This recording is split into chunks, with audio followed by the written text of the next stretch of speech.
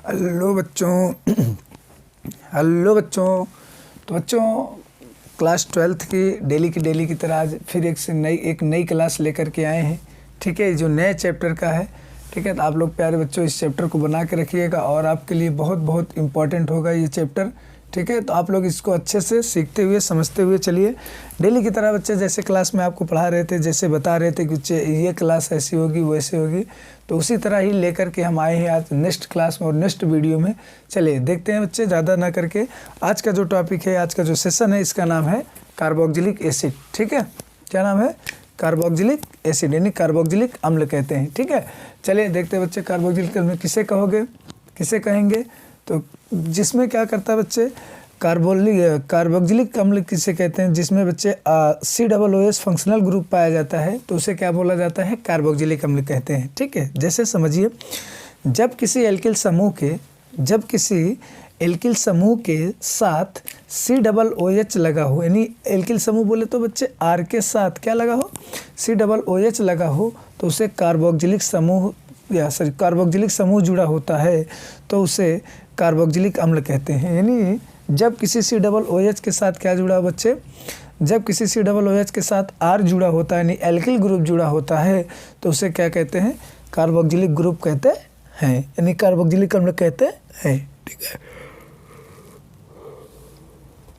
आगे इसका सामान्य सूत्र होता है RCOOH होता है, यानी इसका जो बच्चे हम लोग कॉमन नेम से कह सकते हैं कि इसका फार्मूला क्या होता है, तो RCOOH होता है।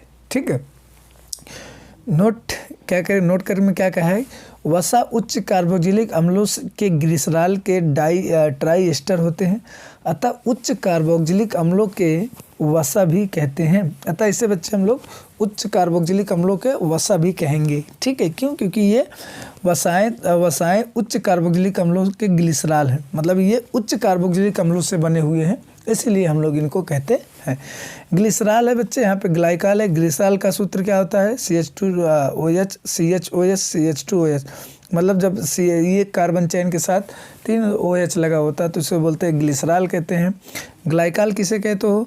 तो CH2OH CH2OH, इसको बोला जाता है बच्चे ग्लाइकॉल कहते हैं। क्या कहते हैं बच्चों? ग्लाइकॉल कहते हैं। ठीक है, ये देखिए क्या बोला जाता है? ग्लाइकॉल कहते हैं। ठीक है, चलिए आए होगा समझ में आपको। यहाँ के 3 के साथ COOH लगा, मतलब 3 बार OH, यहाँ पे 2 बार लगा, तो इसको बोलते हैं बच्चे ग्लिसरॉल, इसको बोलते हैं ग्लाइकॉल कहते हैं। ठीक है, चलिए ये नोट्स दे रहे हैं बच्चे आपके जो एग्जाम के लिए वेरी वेरी मोस्ट इंपॉर्टेंट होगा।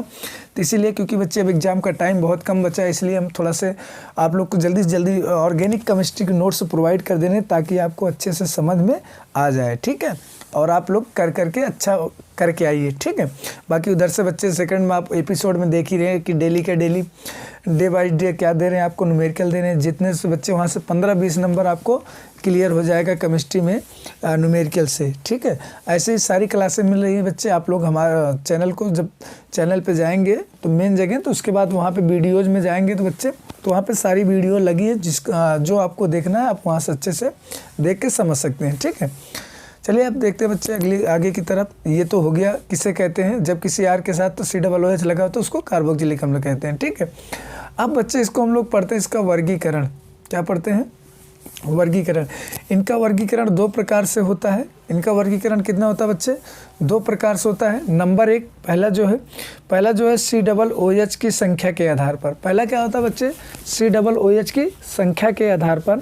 तो जब ये COOH की संख्या के आधार पर भी ये निम्न प्रकार से हैं, तो जिसका पहला नाम है, पहला क्या है? मोनोकार्बोक्जिलिक अम्ल। ये पहला है बच्चे इसका।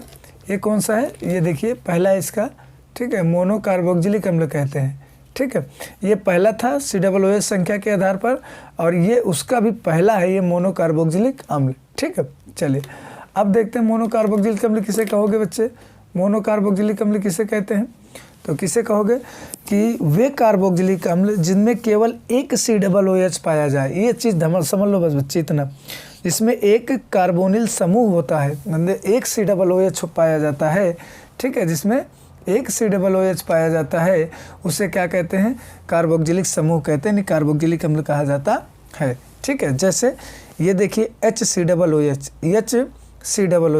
इसको क्या बोला जाता है बच्चे? तो इसको बोलते हैं फॉर्मिक अम्ल कहते हैं। HCOOH को क्या कहते हैं, फार्मिक अम्ल कहते हैं। उसके नीचे यहाँ पे क्या लगा बच्चे, CH3COOH, क्या है, CH3COOH, इसको क्या बोलते हैं, इसको बोलते हैं एसिटिक एसिड। आप लोग देख रहे हो बच्चे कि सब कितना लगा हुआ है, एक कार्बोक्जिलिक समूह लगा हुआ है। कितना लगा हुआ है बच्चे, एक कार्बोक्जिलिक समूह लगा हुआ है। ठीक है, आगे देखिए, आगे 1 2 3, यहाँ पर क्या है, 3 हो गया, तो इसको बोलते हैं 1 2 3 प्रोपनोइक अम्ल कहते हैं। क्या कहते हैं बच्चों, प्रोपनोइक अम्ल कहते हैं। ठीक है, क्यों, क्योंकि सब में सर एक लगा है, इसलिए प्रोपनोइक बोलेंगे। और ये कार्बन हम लोग गिन लेते हैं 1 2 3 कार्बन है तो प्रोपनोइक लग जाता है बच्चे, आपको पता भी है, आगे नाम पढ़ाते हैं तो वहाँ पे बताते हैं। ठीक है, अब हम लोग डाई वाला देखते हैं बच्चे। डाई कार्बोक्जिलिक अम्ल किसे कहोगे, तो डाई कार्बोक्जिलिक अम्ल क्या कहेंगे कि वे कार्बोक्जिलिक अम्ल जिनमें 2 कार्बोक्जिलिक समूह यानी 2 COOH समूह, ये देख रहे हो ना बच्चे, 2 COOH समूह पाए जाते हैं, उसे क्या बोला जाता है, डाई कार्बोक्जिलिक अम्ल कहते हैं। उसे क्या कहते हैं, डाई कार्बोक्जिलिक अम्ल कहते हैं। चलिए देखते हैं डाई कार्बोक्जिलिक अम्ल में। ये बच्चे डाई कार्बोक्जिलिक अम्ल देख रहे हो ना, इसमें 2 COOH लगा। पहला एग्जाम्पल आ जाएगा, इसमें 2 COOH लगा है, जिसको हम लोग बोलते हैं ऑक्जेलिक एसिड कहते हैं। ये ऑक्जेलिक अम्ल कहाँ पाया जाता है बच्चे, तो टमाटरों में पाया जाता है, जिसके ऊपर थोड़ा सा में खट्टापन सा लगता है। ठीक है, ऑक्जेलिक एसिड वहाँ से मिलते हैं। तो इसमें देखिए 2 COOH लगा। इसमें देख लीजिए, इसको बोलते हैं बच्चे मैलोनिक एसिड कहते हैं। ठीक है, मैलोनिक एसिड है।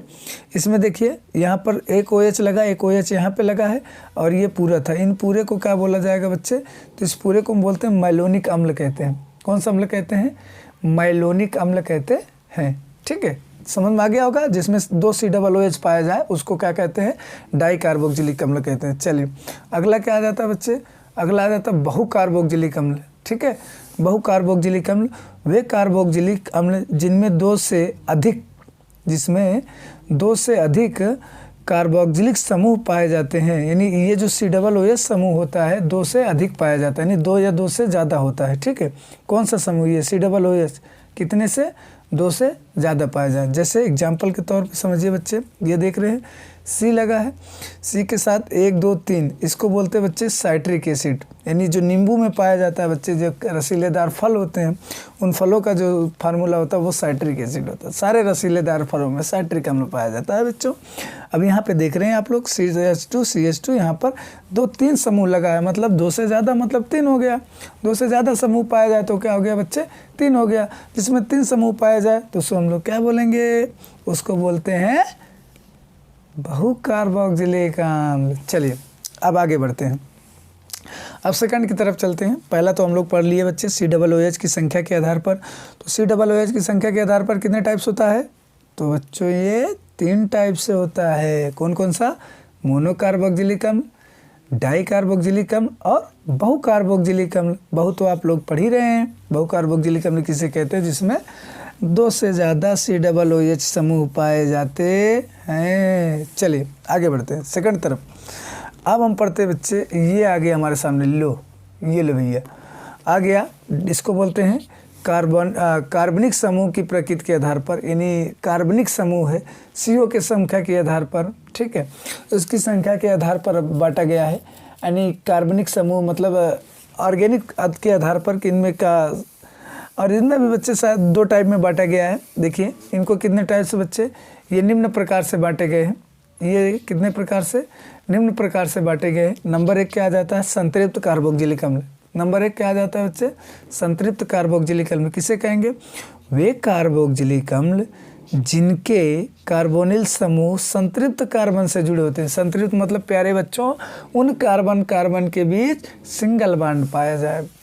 कार्बोनिल समूह मतलब समझे, कार्बन के बीच कैसे बॉन्ड पाया जाए बच्चे, सिंगल बॉन्ड पाया जाता है, तो उसे संतृप्त कार्बोक्जिलिक अम्ल कहते हैं। फिर से सुन लो, कार्बन के बीच कैसे पाया जाता है बच्चे, सिंगल बॉन्ड पाए जाते हैं, तो उसे संतृप्त कार्बोक्जिलिक अम्ल कहते हैं। ठीक है, आगे बढ़ते हैं। अगला आ जाता है बच्चे असंतृप्त कार्बोक्जिलिक अम्ल। किसे कहते हैं, तो वे कार्बोक्जिलिक अम्ल जिनमें कार्बनिक समूह असंतृप्त होते हैं, असंतृप्त कार्बोक्जिलिक अम्ल कहलाते हैं। जिनमें कार्बनिक समूह जो होता है बच्चे वो असंतृप्त होता है। असंतृप्त बोले तो उनके कार्बन के बीच डबल बॉन्ड या ट्रिपल बॉन्ड पाए जाएंगे, डबल बॉन्ड या ट्रिपल बॉन्ड पाए जाएंगे, इसीलिए उनको क्या बोला जाता है, असंतृप्त कहते हैं। चलिए देखते हैं वो भी। ये लीजिए बच्चे, इनके कार्बन और कार्बन के बीच क्या गया, यहाँ पे डबल बॉन्ड आ गया ना, तो इसीलिए इनको क्या बोला जाता है, असंतृप्त बोलते हैं। इसका नाम क्या होता है, एक्रिलिक अम्ल कहते हैं। क्या कहते हैं, एक्रिलिक अम्ल कहते हैं। ठीक है, इसी तरह इसमें देखिए CH3 CH है, यहाँ पे डबल बॉन्ड है CH फिर COOH, इसको क्रोटोनिक अम्ल कहते हैं। क्या कहते हैं बच्चों, क्रोटोनिक अम्ल कहते हैं। ठीक है, क्या कहते हैं बच्चों, क्रोटोनिक अम्ल कहते हैं। चलिए अगला इसी में है बच्चे, अगला टाइप के प्रतिस्थापित कार्बोक्जिलिक अम्ल कहा जाता है। क्या कहते हैं, प्रतिस्थापित कार्बोक्जिलिक अम्ल, यानी जो दूसरों को क्या कर देता है बच्चे, हटा देता है, उसी को बोला जाता है प्रतिस्थापित। लेकिन चलो देख लेते हैं क्या कह रहा है। वे कार्बोक्जिलिक समूह जिनमें हाइड्रोजन परमाणु, वे कार्बनिक समूह जिनमें हाइड्रोजन परमाणु किसी दूसरे समूह द्वारा प्रतिस्थापित हो जाता है। यानी कोई दूसरा समूह आकर के भैया इसको क्या कर देगा, प्रतिस्थापित कर देता है, तो उसे क्या कहते हैं, तो उसे प्रतिस्थापित कार्बोक्जिलिक अम्ल कहा जाता है। जैसे ये, ठीक है, जैसे ये ग्लाइकोलिक एसिड कहते हैं, जैसे क्या कहते हैं बच्चे, ग्लाइकोलिक अम्ल कहते हैं। ग्लाइकोलिक अम्ल में क्या है, यहाँ से CH जो था CH2, उस CH2 को हटा करके बच्चे क्या कर लिया, यहाँ पर बच्चे क्या आ गया है, COOH आ गया है। इसमें देख लीजिए बच्चे, इसमें COOH, इसको कहते हैं लैक्टिक अम्ल पाया जाता है। लैक्टिक अम्ल होता है जो दूध में पाए जाते हैं, दही में लैक्टिक अम्ल कहाँ पाया जाता है, दही जो खट्टापन लगता है ना बच्चे, मट्ठा, वो सब में क्या पाया जाता है, यही लैक्टिक एसिड पाया जाता है। इसमें क्या कर दिया, लैक्टिक एसिड में देख रहे हो ना, इन सब के बीच में बच्चे एक दूसरा समूह आ गया, यानी OH आ गया, तो इसीलिए इसको बोले क्या, प्रतिस्थापन कार्बोक्जिलिक अम्ल कहते हैं। क्या कहते हैं, प्रतिस्थापन कार्बोक्जिलिक अम्ल कहते हैं। ठीक है, चलिए तो चलिए बच्चे नेक्स्ट टॉपिक की तरफ चलते हैं, जो very very most important topic है। ये लो भैया, ये तो टॉपिक आपको बच्चे हर हाल में तैयार कर लेना है, नहीं तो समझ लीजिए गए काम से। क्यों, क्योंकि बच्चों बहुत इम्पोर्टेंट है ये। क्यों, क्योंकि सर ये बहुत इम्पोर्टेंट है ना। चलिए देखते हैं, आज यहीं से देख लीजिएगा सबको। एक मिनट बच्चे, एक मिनट बच्चा, एक मिनट बच्चा, एक मिनट ले भैया, लो, ठीक है। कार्बोक्जिलिक अम्ल, इनका साधारण नामकरण इन स्रोतों के आधार पर किया होता है। इनका जो इनका साधारण नामकरण होता है बच्चे, इनके स्रोतों के आधार पर होता है, कि मतलब ये कहाँ से पाए जाते हैं, उसी स्रोत से इनका नाम रखा गया। पहला जो होता है बच्चे फॉर्मिक एसिड, ये बच्चे इसका साधारण नाम आपको याद करना पड़ेगा, ध्यान दीजिएगा, नहीं तो बहुत पछताओगे। तो COOH बच्चे कार्बोक्जिलिक अम्ल है, इसको बोला जाता है फॉर्मिक अम्ल कहते हैं। क्या कहते हैं, फॉर्मिक अम्ल कहते हैं। जो कहाँ मिलता है बच्चे, चींटी से मिलता है। जो कहाँ से प्राप्त होता है, चींटी से प्राप्त होता है। अगला CH3COOH, जो बच्चे एसिटिक अम्ल कहते हैं। क्या कहते हैं इसको, CH3COOH को एसिटिक अम्ल कहते हैं। ये कहाँ से प्राप्त होता है बच्चे, तो ये सिरके में मिलता है एसिटिक अम्ल। अगला C3H7COOH, इसको बच्चे ब्यूटेरिक अम्ल कहते हैं, जो मक्खन से प्राप्त होता है। ब्यूटेरिक अम्ल कहाँ से प्राप्त होता है, मक्खन से। ठीक है, अगला ये बच्चे CH3COOH लैक्टिक अम्ल है, जो दही में मिलता है हमें। लैक्टिक अम्ल कहाँ मिलता है बच्चे, दही में मिलता है। ठीक है, आगे सॉरी ये नहीं बताया आपको ना, C4H9COOH, इसको वाइलेरिक अम्ल कहते हैं, जो वाइलेरियन पादप से मिलता है। कहाँ से बच्चे, वाइलेरियन एक पादप नाम है, यानी एक पौधे का नाम है, जहाँ से बच्चे ये वाला मिलता है, यानी वाइलेरिक अम्ल मिलता है। ठीक है, एक अम्ल मतलब अम्लदार पौधा है जो वाइलेरिक अम्ल देता है। ठीक, आगे ये देखिए यहाँ COOH, इसको अभी इसको पीछे बताए थे बच्चे, इसको ऑक्जेलिक अम्ल कहते हैं। ठीक है, क्या कहते हैं, ऑक्जेलिक अम्ल कहते हैं, जो कहाँ से मिलता है बच्चे हमें, टमाटर से प्राप्त होता है। जो कहाँ से प्राप्त होता है, टमाटर से प्राप्त होता है। नीचे देखिए, नीचे बच्चे भी इसका भी फार्मूला बताए थे। ये कार्बन है, यहाँ पे OH लगा, नीचे CH2COOH 3 बार COOH लगा। इसको क्या बोलते हैं बच्चे, साइट्रिक अम्ल कहते हैं। क्या कहते हैं, साइट्रिक अम्ल कहते हैं। कहाँ से प्राप्त होता है प्यारे बच्चों, तो ये हमें प्राप्त होता है सर नींबू से मिलता है। हमें कहाँ से मिलता है बच्चे, नींबू से मिलता हुआ। तो बच्चे कुछ ये महत्वपूर्ण क्या कहते हैं, इंपॉर्टेंट क्या थे, स्रोत से, यानी स्रोत से जिनका आपको क्या बता दिए, नाम बता दिए। अब हम लोग क्या करेंगे, इसी टॉपिक का आप चालू पढ़ते हैं IUPAC नाम, जो आपके एग्जाम में बहुत बार पूछा गया, बहुत इंपॉर्टेंट है भैया IUPAC नाम। चलो देखते हैं IUPAC नाम। देखिए बच्चे IUPAC नाम में क्या करना है, इनका आईयूपीएसी नामकरण एल्केनोइक एसिड के रूप में किया जाता है। किसके रूप में किया जाता है बच्चे? एल्केनोइक एसिड के रूप में किया जाता है। यानी खुद ही बोल दिया है कि किसके रूप में बच्चे, ये शब्द को हाईलाइट कर लीजिएगा। आईयूपीएसी नाम बहुत इंपॉर्टेंट है बच्चे। एल्केनोइक एसिड के रूप में किया जाता है। किसके रूप में बच्चे? एल्केनोइक एसिड के रूप में किया जाता है। ठीक है, चलिए पहला जो आ गया बच्चे, ये क्या है? एच है, यहाँ के क्या लगा है? COOH लगा है। ठीक है, तो एक इसमें एक कार्बन है। एल्क का मतलब होता है बच्चे कार्बन का नंबर होता है। बच्चे ध्यान देना, ALK एल्क का मतलब होता है कार्बन का नंबर। बाकी एन का मतलब होता है बॉन्ड होता है, और ओइक का मतलब होता है वो तो उसका सफिक्स लगाना है, यानी जो उसका फंक्शनल ग्रुप है। ठीक है, तो एक कार्बन इसलिए इसको बोलते हैं मेथ, और ओइक लगा दिए तो बोल दिया मेथेनोइक एसिड, यानी मेथेनोइक अम्ल कहते हैं। ठीक है, अब इसमें देखिए बच्चे, इसमें देखिए एक कार्बन यहाँ पर है और एक कार्बन यहाँ पे, एक और दो कार्बन हो गया। दो को क्या कहते हैं बच्चे? एथ कहते हैं। दो को क्या कहते हैं? एथ, और सिंगल बार से लगा एथनोइक एसिड। इसको क्या मिला के बोला गया? एथनोइक एसिड कहते हैं। ठीक है, क्या कहा जाता है बच्चों? एथनोइक एसिड कहते हैं। इसमें देखिए 1 2 3, 1 2 3, 3 कार्बन है, 3 को क्या कहते हैं? प्रोप। सिंगल बार से लगा तो एन, और पूरे को मिला के क्या बोलते हैं? Oic acid. तो इसको बोलते हैं बच्चे एथनोइक एसिड कहते हैं। ठीक है, आगे देखिए ये वाला टॉपिक देखिए, ये वाला नाम क्या है? इसका नामकरण कैसे करना है? चलिए इन सब का नामकरण कैसे करना है। ठीक है, चलो इनका देखिए, इंग्लिश गिनेंगे 1 2 3, 1 2 3। पहले 2 से छूट गया ना, जो छूटता बच्चे उसको, एक कार्बन छूटा तो एक को मेथ कहते हैं, आपको पता है। और जो छूटता बच्चे उसमें YL जोड़ दिया जाता है। तो 1 2 दूसर केस छूटा, तो इसलिए एप्लीकेट 2, एक यहाँ से गिनना 1 2, दूसर केस छूटा ना तो बोलते हैं 2। एक कार्बन इधर छूट गया था 2 मेथिल, और 1 2 3 कार्बन की चेन थी, 3 को क्या बोल दिए? प्रोपनोइक एसिड कहते। क्या कहते हैं बच्चों? प्रोपनोइक एसिड कहते हैं। इसलिए इसमें देखिए उसी तरह से 1 2 3 4, 1 2 3, 3 से ये छूट गया OH। OH को बच्चे यहाँ पे हम लोग क्या मान लिए? प्रीफिक्स माना गया है। OH को यहाँ पे क्या माना गया है? प्रीफिक्स है, ध्यान देना। तो बोले 3 हाइड्रॉक्सी, क्या बोलेंगे बच्चे? 3 हाइड्रॉक्सी, 4 कार्बन है तो ब्यूट बोलते हैं, ब्यूटेनोइक एसिड। 1 2 3 4 कार्बन था ना, तो इसको बोलते हैं ब्यूटेनोइक एसिड कहते हैं। क्या कहते हैं? ब्यूटेनोइक एसिड कहते हैं। और इसमें देखिए COOH है और नीचे भी COOH है, ऊपर भी COOH, नीचे भी COOH। इसी COOH को बोलते हैं क्या? इथेन। क्या कहते हैं बच्चे? Ethane dioic. 1,2 लगा लेना बच्चे, यहाँ पे सही कर लेना, तो 1,2। ठीक है, 1,2, इससे पता हो जाएगा ये कार्बन है, ये 2 कार्बन। 1,2 डाइओइक एसिड कहते हैं। इथेन क्यों कहेंगे? क्योंकि 1 2 कार्बन के चैन है बच्चे, दोनों कैसे जुड़े हैं? एन से, सिंगल बॉन्ड से जुड़े, जोड़ दिए, और ये दोनों कहाँ पे लगे? तो 1,2, तो इसलिए 1,2 डाइओइक एसिड लगा दिए। ठीक है, तो आई होप कि बच्चे ये आज का सेशन बस यहीं पे रखते हैं, क्योंकि ये सेशन सारे आपको आईयूपीएसी नाम समझ में आया होगा।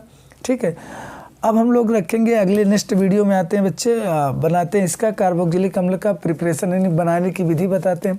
क्योंकि बच्चे बनाने का इसी में दे देते, ताकि आपके यहाँ पे जो होगा वो बहुत थोड़ा सा लेंदी हो जाएगा, इसलिए सोच रहे थोड़ा सा आप लोग नोट करते चलिए और समझते चलिएगा, ताकि आपके लिए बहुत यूजफुल होगा, बहुत आसान होगा समझने में। ठीक है, तो चलिए ठीक है बच्चे, फिर यहीं पे रखते हैं, नेक्स्ट क्लास में मिलते हैं। तब तक के लिए बाय बाय, जय हिंद, जय भारत।